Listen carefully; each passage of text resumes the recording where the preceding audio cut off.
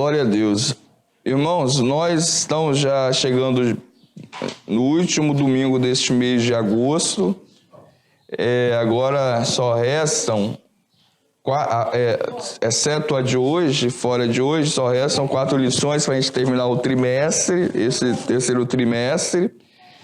E hoje nós vamos dar continuidade ao que nós estamos estudando no livro de 2 Reis, mais especificamente sobre o reinado de Joás. Na leitura bíblica em classe tem os textos principais daquilo que vai ser comentado na lição. E nossa lição, ela tem o objetivo de afirmar que o pecado leva o homem à ruína, ou seja, o pecado, ele arruína o homem.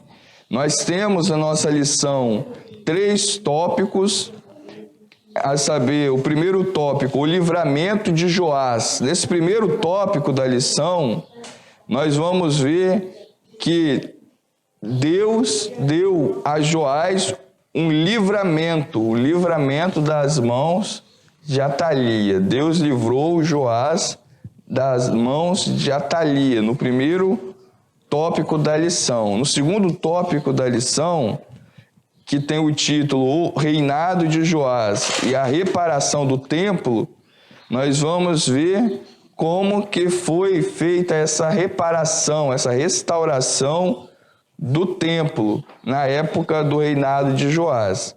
E o último tópico da nossa lição é a conspiração contra Joás. Nesse tópico, nós vamos verificar que a idolatria de Joás deu e foi motivo da decadência do seu reinado. Então vamos ter como um ponto principal é que o pecado ele arruína a vida do homem. O ponto central da nossa lição de hoje é que quando pecamos, quando o homem ele peca, ele se afasta de Deus e tomamos decisões ruins, perdendo tudo o que foi conquistado anteriormente. Então vamos adentrar mais especificamente a nossa lição de hoje e ver como que ela se dá. Os capítulos principais da nossa lição de hoje, ela está registrado em 2 Reis, que é o livro, né, que nós estamos estudando, no capítulo 11 e também o capítulo 12, especificamente de 2 Reis. Além disso, está registrado também em 2 Crônicas também alguma coisa a respeito desse episódio. Nós vimos em uma lição passada, na verdade, na lição de número 2, que o reino ele foi dividido entre o reino do sul e o reino do norte. Um se chamou Reino de Israel e o outro se chamou o Reino de Judá. Então tivemos 2 reinos, o reino de Israel e o reino de Judá. Nesses 2 reinos, nós vimos que um foi levado à decadência, que era o reino aonde Elias ele viveu, que foi o reino de Israel, que era o reino que Elias viveu e que depois Eliseu viveu, que era o reino de Israel. Essa história que nós estamos vendo agora aqui vai se tratar do reino de Judá. Vai se tratar aqui do reino de Judá. A história que nós vamos ver de Joás. vai ser do reino de Judá. Então, entrando no primeiro ponto da nossa lição, nós temos 3 subtópicos. Observem que são 3 subtópicos. O primeiro é as tramas reais. Primeiro tópico, as tramas reais. Segundo subtópico, a coragem do sacerdote Joiada. E o último, a estratégia bem-sucedida. Então, vamos adentrar aqui para nós entendermos essa história. Na época em que estava sendo reinada, que estava tendo, né, o reinado em Israel, passou diversos reis, alguns que a Bíblia chamou de bom e outros que a Bíblia ela chama de ruim, que ela chama de maus, que o rei fez aquilo que era mal aos olhos do Senhor. Então, dentro dessa linha, dessa perspectiva, as histórias, né, dos reis de Israel vão sendo construídas, uns sendo maus e outros sendo bons. E nessa história que nós vamos acabar de ver aqui, vai acontecer o seguinte: vai acontecer que o rei de Judá vai morrer, vai vir a falecer. E vai vir agora um outro rei em seu lugar. Antes de nós continuarmos, eu vou pedir para um irmão abrir a Bíblia lá em 2 Crônicas, no capítulo 22, versículo 8. Então, veja bem, aqui, nesses versículos, no capítulo 22, e os versículos que foi lido, né, de 5 até o versículo 9, vai falar da morte de Acasias. Acasias era o rei de Judá. O rei de Judá. E quem mandou matar ele, Acasias, era o rei de Israel, que queria fazer vingança no nome do Senhor, porque quem era Acasias? Acasias era filho de Atalia. Quem era Atalia? Atalia era filha de Jezabel com Acabe. Então, quem era Jezabel e Acabe? Eles reinavam em Israel. E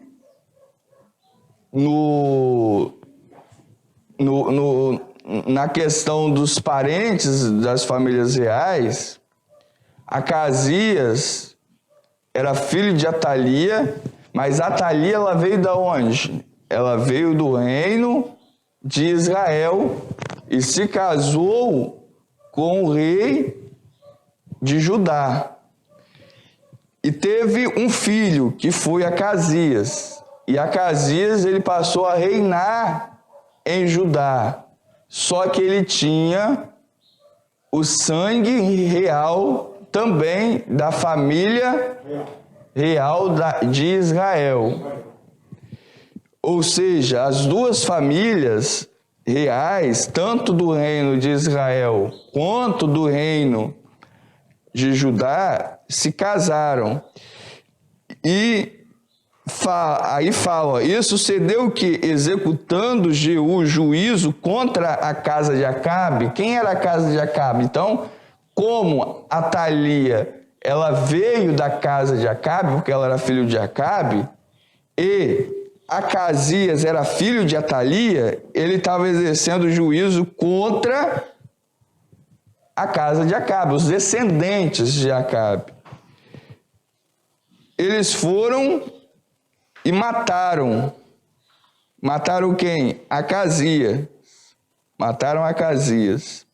Ou seja, então agora,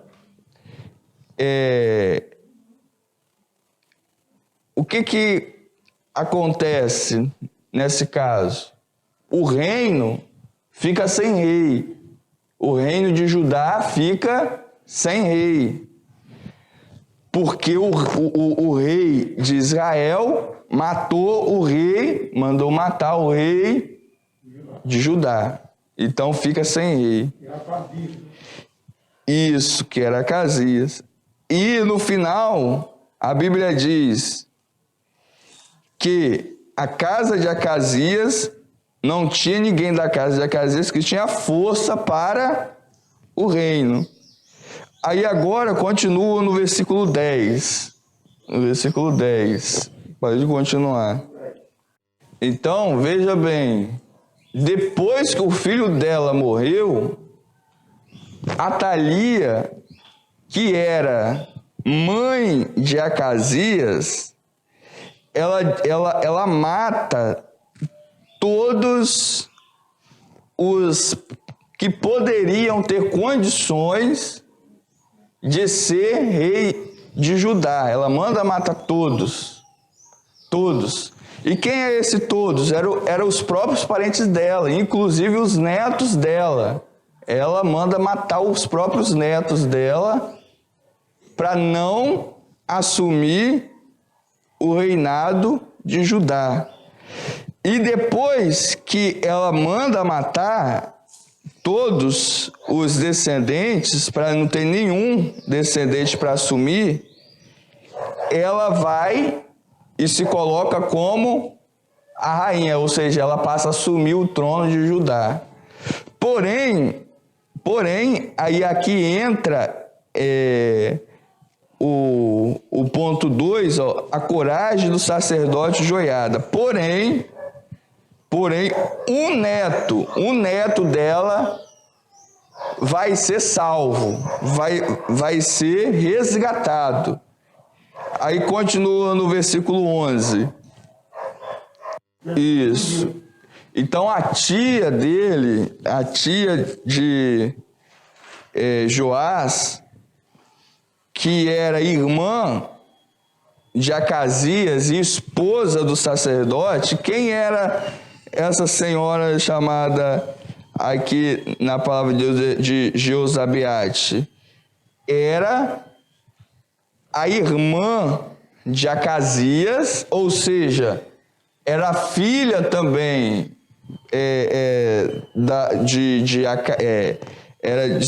era a irmã de Acasias, que era o rei de Israel, e era esposa do sacerdote de Israel, não, de Judá, e era esposa do sacerdote de Judá também, que chamava Joiada. Então, ela era tia do menino. Então, a tia do menino, a avó do menino, queria o quê? Matar todo mundo. Só que ela conseguiu salvar um. A tia conseguiu salvar um desses meninos e esconderam ele. Esconderam ele. Para a tia, para dizendo melhor, a avó não matar. O 12, aí pode ler o 12, que o 12 vai falar isso. Então, veja bem, eles pegaram o menino, como Joiada, ele era sacerdote, ou seja, ele cuidava do templo, eles pegaram a criança e esconderam a criança durante 6 anos, sem Atalia saber que ele estava escondido dentro do templo. Atalia não sabia que a criança estava escondida dentro do templo, porque se ela soubesse, ela ia mandar matar. E se ela soubesse também, ela mandaria matar também o próprio sacerdote e a esposa do sacerdote. Ela ia mandar matar tanto Joiada quanto a esposa dele. Por isso que na lição está dizendo aí, a coragem do sacerdote Joiada. Quando Joiada e a sua esposa pegam a criança e colocam dentro do templo, eles estão arriscando a própria vida deles para salvar a vida do garoto. E no capítulo 11, versículo 2 e o versículo 3, fala a mesma coisa, que durante 6 anos o garoto ele ficou escondido dentro do templo, porque a própria Atalia queria os matar. Agora o subponto 3, a estratégia bem sucedida, ou seja, essa estratégia de pegar e esconder o menino durante 6 anos deu certo. Depois disso, que o menino já está com 6 anos, o que Joiada vai fazer, o sacerdote? Ele vai armar um plano para colocar o menino de volta no reinado. Ou seja, ele vai fazer um plano. E qual é a estratégia que ele vai fazer? A estratégia dele está lá no 2 Crônicas, capítulo 23, versículo 11. Aí quem achar pode ler, por favor. 2 Crônicas, capítulo 23, versículo 11. O sacerdote, ele fez um plano, e esse plano ele foi tão bem sucedido que a própria Atalia, ela não desconfiou, ou seja, ela não viu o plano sendo executado, ela não percebeu. Em 2 Reis, no capítulo 11, a partir do versículo 8, nós vamos ver também aqui um pouco da estratégia que foi criada para que o menino ele tomasse posse. Então, no versículo 8, a gente vai ver escrito o seguinte, eu rodearei o rei, cada um com as suas armas nas mãos, e aquele que entrar entre as fileiras o matarão.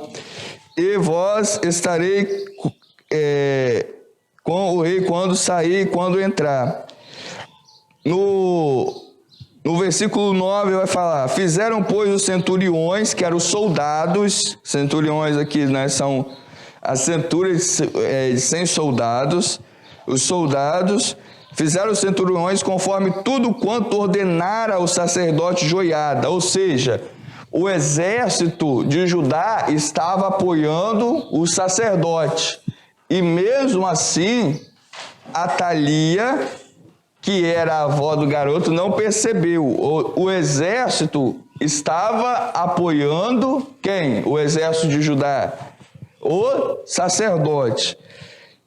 E tomando cada um os seus homens, tanto os que entravam no sábado como os que saíam no sábado, e viram o sacerdote Joiada. Então, qual foi o dia que ele escolheu para empossar o menino como rei? Foi o sábado. Por quê? Porque naquela época o dia de sacrifício era o dia sábado. E aí, sendo sábado, a própria Atalia ela não ia desconfiar, ou seja, não ia levantar suspeita, porque era um dia de culto, vamos dizer assim. Era o dia de culto, ou seja, era o dia em que o templo ia abrir para todo mundo. Então não ia levantar suspeita. Então nesse dia, o versículo 10 fala, nesse dia o sacerdote deu aos centuriões, que eram os soldados, as lanças que é as armas, e os escudos, que haviam sido do rei Davi. Ou seja, esses escudos que haviam sido do rei Davi eram armas que estavam sendo guardadas como talvez até em uma espécie de lembrança, de uma tradição. Então ele estava guardando. O versículo 11, e os guardavam, e os da guarda, que eram o exército, se puseram cada um com as armas na mão, desde o lado direito da casa até o lado esquerdo da casa, ou seja, rodearam a casa, da banda do altar e da banda da casa junto ao rei em redor. E agora no versículo 12, veja bem o versículo 12. Então ele tirou o filho do rei. Quem tirou o filho do rei? O sacerdote.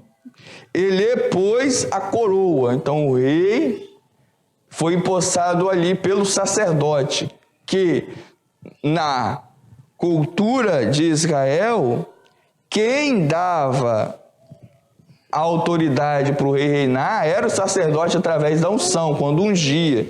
Então Joiada pega a coroa e coloca em Joás, ele deu o testemunho e o fizeram rei, e o ungiram, e bateram as mãos, e disseram, viva o rei, e aí ele foi empossado rei. Quando quem empossou o rei foi o sacerdote Joiada no templo. Quando Atalia ela fica sabendo disso, no versículo 13, porque ela até então ela não sabia, ela diz, e Atalia ouvindo a voz da guarda e do povo, entrou ao povo na casa do Senhor, ou seja, ela foi correndo para o templo, entrou no templo, o versículo 14, e olhou para Joás, para o menino, que estava junto à coluna, conforme o costume, e os capitães, ou seja, e os guardas, e as trombetas, junto ao rei, e todo o povo da terra, ou seja, o povo da terra de Judá, estavam alegres e tocavam as trombetas. Então Atalia rasgou seus vestidos e clamou, traição, traição, ou seja, como se ela tivesse sido traída. E dali eles quiseram matar ela. E o que o Joiada diz? Não, no versículo 15, não a matem na casa do Senhor. Então eles tiram ela da casa do templo e levam ela fora e matam ela, a Atalia. Então a gente vê que a história da Bíblia, ela é uma história de muitas traições. Pai matando filho, avó matando neto, neto matando irmãos. Por quê? Por causa do pecado. Por causa do pecado. Porém, Atalia, o reino dela foi breve, de 6 anos, quando foi o período, que o menino ficou escondido durante 6 anos, porque ela usurpou, ela tomou também na base da traição, e também ela foi traída. Só que o que Deus realmente queria era que Joás continuasse, porque Joás era da linha de Davi, ou seja, ele tinha o sangue real, ou seja, ele era descendente da linhagem de Davi. E Deus guardou o menino também porque Deus tinha o plano com ele. Então o menino foi colocado, começou a reinar com 7 anos de idade. O garoto começa a reinar com 7 anos de idade. Mas, como ele era criança, ele ia reinar, ele tinha condições de fazer alguma coisa, sim ou não? Quem é que vai falando o que ele ia fazer, o que ele ia deixar de fazer? Exatamente, era o sacerdote. E agora, depois da morte de Atalia, ele reina, só que debaixo da tutela do seu tio, que era... Quem era? O sacerdote Joiada. Então o tio vai estar tutelando, ou seja, vai estar administrando até que ele, o próprio Joás, tenha condições de por ele mesmo assumir o trono. Aí agora nós já vamos adentrando para o ponto 2 da nossa lição. E depois do ponto 2 eu vou dar a oportunidade para os irmãos também, porque está atrelado, né? Tá junto ainda. Então, aqui no o reinado, veja bem, o reinado de Joás e a reparação do templo. Então, depois desse golpe de Atalia, a gente vê que essa mulher, ela era perversa, ela era má, ela não tinha escrúpulo, ou seja, fazia tudo para conquistar o poder, mas o mal, o que a gente aprende também com isso, né? Que o mal, ele nunca prevalece para sempre, nunca. O mal, ele pode prevalecer por um período, mas vai chegar um momento que ele vai ser derrubado. O mal nunca prevalece para sempre. Foi o caso dela. E agora entra Joás, e na época em que o sacerdote Joiada, ele estava tutelando Joás, o reino de Judá teve prosperidade. O reino de Judá teve um chamado de avivamento. O reino de Judá passou por uma aliança com Deus. E que aliança foi esta? Qual aliança foi esta? A aliança que foi feita foi um concerto com Deus, foi um pacto com Deus. E esse pacto com Deus, depois que Joás ele assumiu, está registrado no versículo 17 do capítulo 11. Eu vou pedir para um irmão ler o capítulo 17. Então, Joiada, que era o sacerdote, fez um concerto, um pacto, um acordo, uma aliança entre Deus, o rei e o povo. Então, quando Joás ele assumiu, Joiada, ele fez um acordo entre Deus, o rei e o povo. Eles tiraram o culto que era oferecido a Baal, colocaram o culto que era ofertado a Deus e fez essa aliança. Ele reatou. E através desta aliança veio um avivamento. Então, o que Joiada ele está fazendo? Ele está fazendo um compromisso, ele fez um compromisso. Ele fez o que o povo e o rei e Deus se comprometesse. Ou seja, teve um pacto, um acordo, um comprometimento.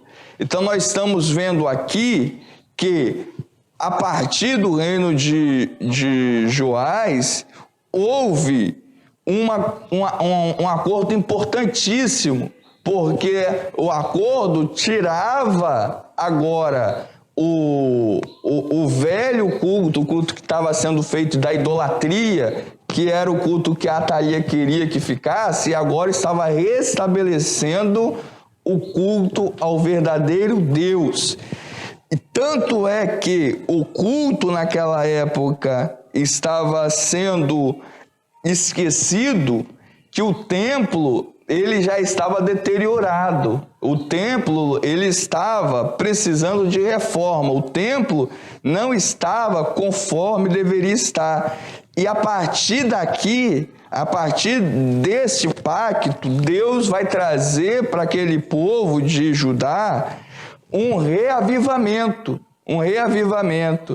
E a partir desse reavivamento que nós entramos no segundo tópico da lição. Veja bem, o reinado de Joás e a reparação do templo. Então é a partir daqui que vai haver um reavivamento depois que a idolatria ela foi banida. Só que a idolatria ela não foi banida totalmente, porque ao invés de eles jogarem tudo fora, que era do outro culto, eles deixaram uma coisa apenas, que está registrado lá em Em 2 Reis, capítulo 12, versículo 3. Quem pode ler? Não somente os altos não tiraram, porque ainda o povo sacrificava e queimava incenso nos altos. Nos altos, isso. Então, esses altos eram os altos de Baal, ou seja, os altares.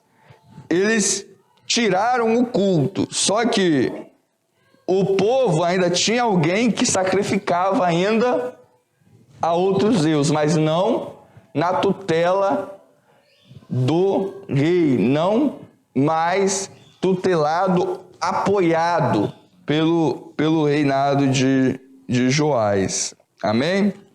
Então, aqui nós entramos num ponto importante aqui, que é o segundo ponto, que é um dos pontos principais, né, da nossa lição, que é esse segundo ponto. Nesse segundo ponto vai falar da arrecadação para reparar o templo, da fidelidade dos tesouros, da fidelidade, um atributo que enobrece. Agora eu vou passar, antes de entrarmos, né, para esse segundo ponto, propriamente dito, fechando o primeiro ponto, aqui eu vou passar a oportunidade para os irmãos também. Irmã Carmen, nesse primeiro ponto da nossa lição, nós vimos, né, o começo da história, a morte de Acasias, a maldade de Atalia, a coragem de Joiada e a sua esposa e o livramento que Deus dá a Joás, e depois também a coroação, né, de Joás e o pacto que ele faz, que Joiada faz entre Joás, o povo e Deus. Desse primeiro ponto que a senhora teve de mais atenção, né? Concluímos nesse primeiro tópico com a contribuição dos irmãos, vendo que há momentos na vida, né, do servo de Deus, daquele que serve a Deus, que a gente passa, que Deus permite que nós passamos por perigos. E Deus, ele na verdade, ele permite, às vezes a gente nem sabe, né, que nós estamos passando por perigos, mas nós estamos passando, mas Deus, ele nos dá o livramento. Então é nessas horas que Deus, ele vem, intervém, nos dá o escape e nos protege, como aconteceu com aquele menino, que ele não tinha noção, né? Ele com 1 ano de idade, ele não tinha noção nenhuma que a vida dele estava em perigo, mas veio a tia dele, usada por Deus, interveio, ou seja, pegou ele, tirou ele da morte, escondeu ele. E como o pastor Emanuel falou hoje, para nós esconder os nossos filhos, né, da morte é somente em Deus, na casa de Deus. Aqui nós estamos protegidos da morte espiritual, ou seja, da morte eterna, né? Nós precisamos da salvação, né? Então Deus, ele quer que nós continuamos nesse caminho nesse trilhar, ir adiante, olhando sempre a nossa vida, como ela está, e tendo essa vigilância que a tia do Joás teve. Outra coisa, né, que o pastor Emanuel falou aí, interessante também, foi que Deus, ele coloca as pessoas certas nas nossas vidas para nos ajudar. Então Deus sempre vai colocar alguém do nosso lado que vai nos ajudar. Como a tia da criança ajudou, como Joiada depois também ajudou, Deus sempre vai colocar um servo de Deus, uma serva de Deus, uma pessoa para nos ajudar e para nos fazer amadurecer. Amém? Amém. Então, vamos para o segundo tópico da lição, o reinado de Joás e a reparação do templo. Então, quando o Joás ele reina, na verdade, Joiada é que está o orientando. Tem uma orientação de Joiada. Veja bem, abra a Bíblia lá em 2 Reis, no capítulo 2, do capítulo 12, dizendo melhor, no versículo 2. Versículo 2. Quem achar pode ler. Isso. Então, todos os dias em que o sacerdote Joiada dirigia Joás, Joás fez o que era certo aos olhos do Senhor. Ou seja, quando o Joiada, que era o sacerdote, orientava, dirigia Joás, o rei, ele fez o que era correto aos olhos do Senhor. Ou seja, Joiada, ele aconselhava o rei, e o rei pegava o conselho do sacerdote e ele ia bem, porque ele estava ouvindo os conselhos de quem? De uma pessoa que temia Deus, de um servo de Deus. Nós, da mesma forma, nós temos também que pedir a Deus que coloque pessoas na nossa vida, no nosso caminho, como Joiada, pessoas sábias no entendimento das coisas de Deus, que tenham um conselho, que tenha não somente um conselho cru, mas um conselho que vem da parte de Deus, que era aquilo que acontecia com Joiada. Joiada, ele era um verdadeiro conselheiro. Na igreja nós temos também o conselho, como o pastor Emanuel fala aqui, que Deus colocou ele aqui como conselheiro. E nós temos que avaliar os conselhos que nós recebemos do pastor, o conselho que nós recebemos de alguém que está pregando, porque é através desses conselhos que nós vamos seguindo a Deus, se achegando mais perto de Deus e se afastando daquilo que vai fazer mal, que não vai fazer bem, naquilo que nos vai jogar por terra. E Joiada, ele tinha esse dom, ele tinha essa habilidade, ele tinha conselhos para dar, de tal modo que em todo o tempo que ele viveu, Joiada pegou todos os conselhos de... Joás pegou todos os conselhos de Joiada até o momento em que Joiada veio a falecer. Mas enquanto Joiada estava vivo, Joás, ele seguiu os conselhos do seu tio, do sacerdote. Amém? E dentro desse período, o que o rei fez? O que Joás fez? Agora veja bem o primeiro ponto, o que de positivo? Houve um avivamento, um despertamento. Houve um despertamento. E que está registrado em 2 Reis, no capítulo 12, no versículo 4. Veja bem, no versículo 4. Quem pode ler, fazendo favor, o versículo 4? O Arthur, ele acabou de ler aqui que o rei, ele falou com os sacerdotes para pegar. Naquela época, havia no mínimo 5 destinos para o dinheiro, que ia para o templo. E o Joás, que era o rei, falou para os sacerdotes o seguinte, que todo o dinheiro daquelas coisas que eram santas, essas coisas eram o dinheiro provavelmente para comprar objetos de ouro para o templo, ou seja, os utensílios da casa do Senhor, aquilo que eles usavam no templo.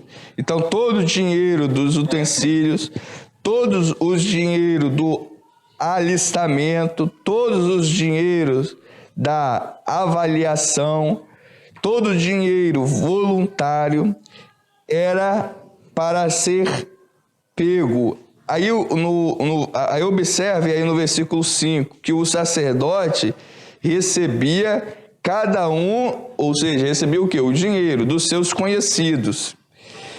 E eles reparem as fendas da casa segundo toda a fenda que se achar nela. Ou seja, Era para pegar o dinheiro daqueles sacerdotes, pegar o dinheiro dos seus conhecidos, e com esse dinheiro dos conhecidos, o que o sacerdote tinha que fazer? Reparar as fendas, ou seja, reformar o templo, fazer a reforma.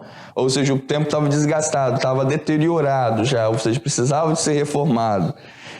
E essa iniciativa não vem, veja bem que essa iniciativa não vem de Joiada, não vem dos sacerdotes. Essa iniciativa vem do próprio rei, ou seja, Deus estava usando o próprio rei para estabelecer a casa dele. Só que nesse processo, parece que os sacerdotes, os próprios sacerdotes que deveriam de se empenhar, não se empenharam, ou seja, não estavam fazendo a reforma com o dinheiro. Os sacerdotes não quiseram, não tiveram ânimo para reformar o templo. E depois, veja bem, no versículo 6, depois de um tempo, o rei manda chamar novamente os sacerdotes e fala, sucedeu, porém, que no ano 23 o rei Joás, os sacerdotes ainda não tinham reparado as fendas do templo, ou seja, passou muito tempo e mesmo assim, mesmo com a autorização do rei, eles não fizeram a restauração do templo, não fizeram a restauração. O versículo 7 diz, então o rei mandou chamar quem? Joiada, o seu tio, aquele que o aconselhava, e os mais sacerdotes. Ele disse, por que vocês não repararam as fendas do templo? Ou seja, o rei, aqui ele faz uma cobrança a Joiada e aos demais sacerdotes. E aí ele fala, agora não tomeis mais dinheiro de vossos conhecidos. Aí agora ele fala, para os sacerdotes não pegar mais o dinheiro dos conhecidos, porque eles estavam pegando dinheiro do povo, mas eles não estavam exatamente aplicando na obra. E o rei deu o tempo e eles não fizeram.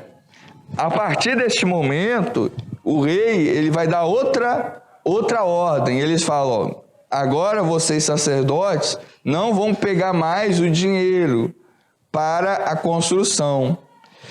O dinheiro vai ser direto para a pessoa que vai fazer a obra. No versículo 8, ó, e os sacerdotes, eles concordaram. No versículo 8, os sacerdotes concordam. E o que Joiada faz? Joiada, no versículo 9, ó, ele vai na porta do templo, ele pega uma arca, ou seja, ele pega um baú, ele pega algo que dá para botar dinheiro dentro, e ele faz um buraco na parede, como fosse um carteiro, igual o carteiro está aí, ele vai e coloca na parede ali essa arca, ele faz um buraco e coloca essa arca na parede, na altura da mão direita das pessoas, quando chegava, né, no templo, na altura, e os sacerdotes ficavam ali guardando aquele lugar onde estava o dinheiro, e as pessoas que entravam depositavam dinheiro naquele recipiente. E Deus abençoou essa estratégia, veja bem, de tal modo que no versículo 10, veja bem aí o versículo 10, quem pode ler aí o versículo 10, por favor? Bem, então, olha que interessante, não foi o rei que pegou o dinheiro do Estado na época, ou seja, o dinheiro do Estado, do governo, para reformar o templo. Foi o dinheiro das próprias pessoas que frequentavam o templo. Ou seja, o rei ele não tirou o dinheiro dele para isso. O rei somente deu a ideia para que esse dinheiro fosse arrecadado das próprias pessoas que se dirigiam ao templo.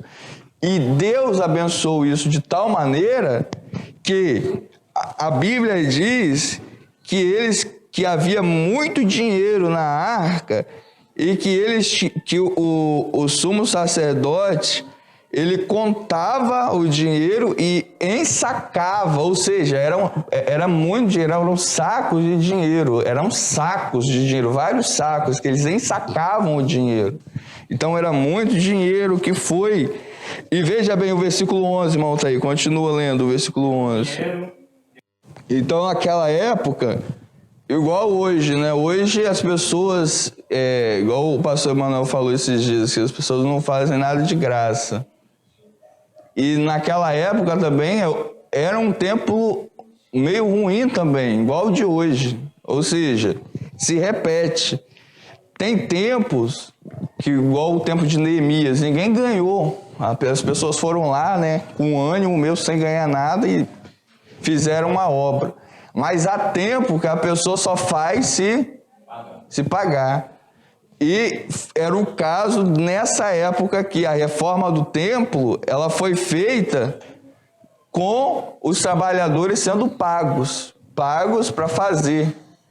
E Deus abençoou de tal maneira que deu para pagar aquelas pessoas. Ó, e eles davam o dinheiro, ou seja, pagavam, né? Os carpinteiros, pagavam os edificadores para reparar a casa do Senhor. E pagavam mais. Pode ler o versículo 12. Então, veja bem, então o dinheiro, pelo que nós vemos, parece que os sacerdotes eles não queriam reformar, eles estavam tentando reter. O rei, ele cobra, ou seja, com certeza por causa de Deus, dá a ideia e Deus ele prospera, ou seja, Deus manda os recursos necessários. E com os recursos necessários e que Deus ele providenciou por meio do povo, veja bem que é por meio do povo, o que Deus ele faz? Faz com que esse dinheiro dê para pagar os trabalhadores da obra e dê para comprar o material para a própria obra, que era as pedras, as madeiras, enfim. Ou seja, a própria obra ela foi feita, ou seja, de reforma com o dinheiro, não dinheiro como nós vemos aqui, de empresário, não com o dinheiro do próprio rei, mas com o dinheiro do povo que frequentavam o templo. Hoje, nós aprendemos isso também, né? Que Deus, igual aqui na nossa igreja, Deus, ele está fazendo um milagre aqui por meio das próprias pessoas que trabalham aqui, usando o pastor Emanuel na obra, usando as irmãs para estar angariando fundo, né, recursos, para que a obra ela seja feita. Então isso é o quê? Isso é avivamento. O que eles passaram era avivamento. E nós também, quando estamos empenhados nisso, colocando os nossos recursos, colocando a nossa mente para isso, colocando as nossas mãos na obra, como o pastor Emanuel está colocando, isso é o quê? É sinal de um avivamento. Então, Deus avivou naquela época e Ele também Ele nos aviva também hoje. E não foi gente de fora, foi quem? Quem frequentava o templo. E da mesma forma nós devemos estar alegres quando Deus está fazendo, dando forças ao pastor Emanuel, dando forças para nós termos recursos para colocar na obra de Deus, para que a obra de Deus ela venha a ser edificada. E olha que interessante aqui, nós vemos uma comparação muito próxima com o que nós estamos vivendo aqui. E veja bem o versículo 13, continua, irmão Altair, no versículo 13. Veja bem, a palavra de Deus, ela coloca aqui, ó, que davam para os que faziam a obra do Senhor. E agora, irmão Altair, para nós concluirmos aqui, o versículo 16, dê o 16, por favor. Então havia o dinheiro que era da obra e havia também o dinheiro que era dos recursos dos sacrifícios que não se mexiam. Então havia aquele recurso que era específico para a obra de Deus naquela época. Mas, veja bem, foi através do esforço do rei, de Joás. O subponto 2, a fidelidade dos tesoureiros. Veja bem, naquela época, nem prestação de contas era dada porque havia fidelidade, ou seja, eles viam o dinheiro sendo aplicado. Isso está registrado no versículo 15, pode ler, irmão Altair. A gente está no subponto 2, a fidelidade dos tesoureiros. O versículo 15. Também é o 2 Reis, capítulo, onde o senhor estava lendo mesmo, 2 Reis, capítulo 12, versículo 15. Pode ler, né? Também não pedia contas aos homens em cujas mãos entregavam aquele dinheiro para dar aos que fazia a obra, porque obravam com fidelidade. Isso, então eles tinham, né, irmãos, esta característica que era a fidelidade. E por meio da fidelidade deles, Deus abençoou aquela obra de tal forma que ela foi construída, ela foi edificada, e Deus deu ao rei Joás a oportunidade de fazer a reforma do templo, e essa reforma foi feita porque Deus usou Joás para que Joás ele desse o impulso necessário para que essa obra ela fosse feita. Então, nós vemos nesse ponto que Deus, ele quer que nós, como servos de Deus, saibamos colocar os nossos recursos, ou seja, nossos dons, os nossos talentos, a nossa disposição, o nosso trabalho, os nossos bens destinados à obra de Deus. Nós devemos de fazer a obra de Deus não por imposição, mas sim com dedicação, com vontade, com amor, com a verdade, como foi feito naquela época com fidelidade. Amém? Irmã Carmen, nesse segundo ponto, que você tem para colocar aqui para nós, do que você achou interessante, né? E finalizando, a conspiração contra Joás. Aqui nós temos 2 subpontos. O declínio do reinado, e o segundo subponto é conspiração e morte no reinado, no reino. No final dessa história, Joás ele vem a falecer. Depois que Joás falece, ou seja, quando Joás ele morre, acontece algo que na verdade foi lamentável. Em 2 Crônicas, no capítulo 24, vai falar da morte dele. No capítulo 24, 2 Crônicas, capítulo 24, versículo 15 fala: E envelheceu Joiada e morreu farto de dias. Era da idade de 130 anos quando morreu. Então Joiada ele morreu debaixo da bênção de Deus. Ele morreu farto de dias, ou seja, com muitos anos de vida. E a partir disso, Joás ele ficou sozinho. Quem aconselhava Joás era Joiada. Joiada morre. E agora no versículo 17, veja bem, diz assim: Porém, depois da morte de Joiada, vieram os príncipes de Judá e prostraram-se perante o rei, e o rei os ouviu. Agora o rei, ele não ouve mais Joiada, ele ouve os príncipes de Judá. Ou seja, e esse pessoal, agora que vai aconselhar ele, vai dar maus conselhos. E agora ele vai voltar para onde? Para a idolatria. Ele, igual Salomão, Joás, igual Salomão, ele começa bem, mas o fim dele é mau. E muitos hoje são assim, né? Muitos hoje são assim. Deus, ele livrou a vida desse menino, Deus, ele tirou, né, ele da morte. Foi fiel. Porém, quando o Joiada morre, ele se desvia.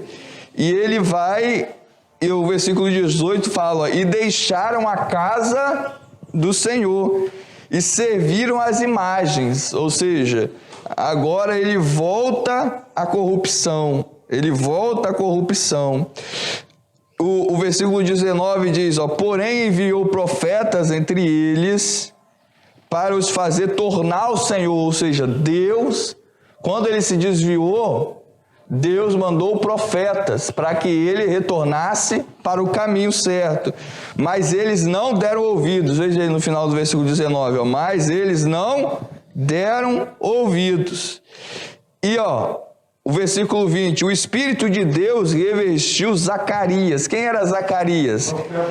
Era o profeta filho de Joiada. Quem era Joiada? Foi o que criou Joás.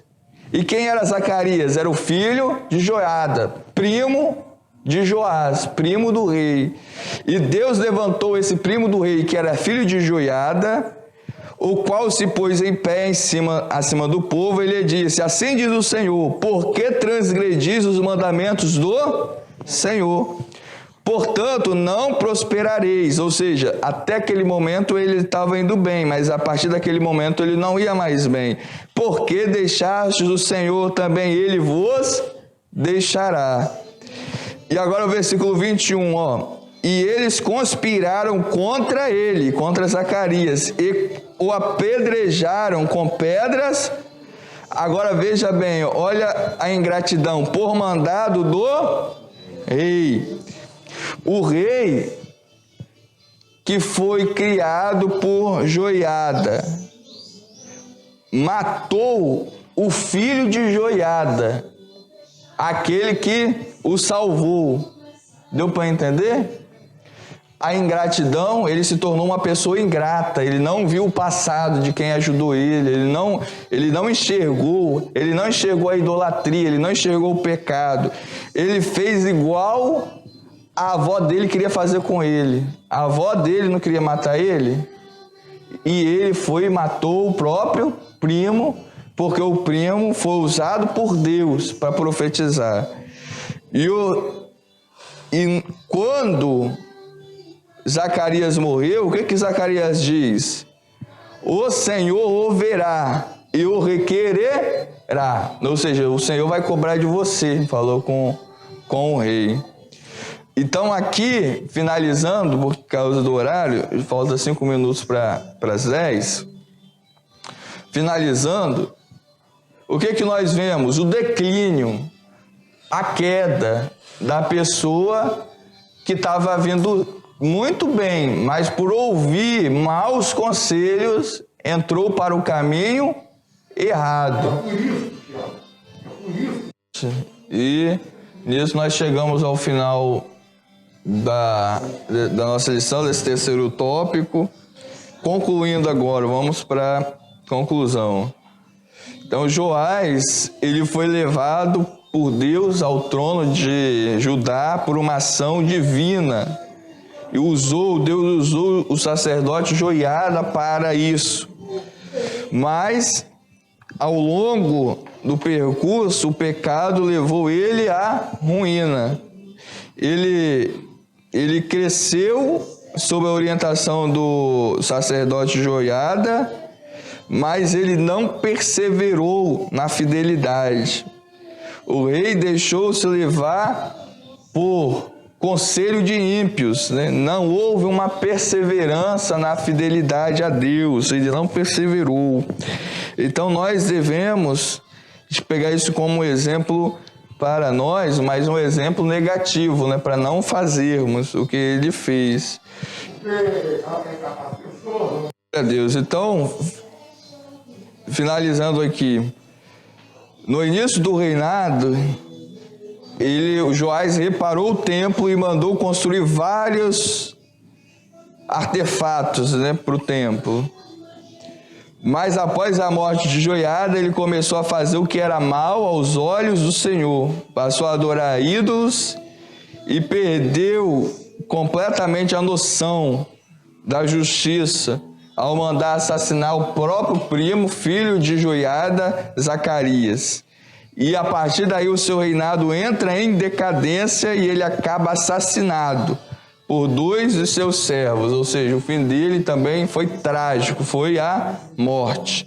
Que Deus nos abençoe e nós devemos de saber que o pecado, a transgressão, a idolatria não compensa, sempre levará à ruína. Essa foi a nossa lição de hoje. Amém? Exatamente, 6 anos.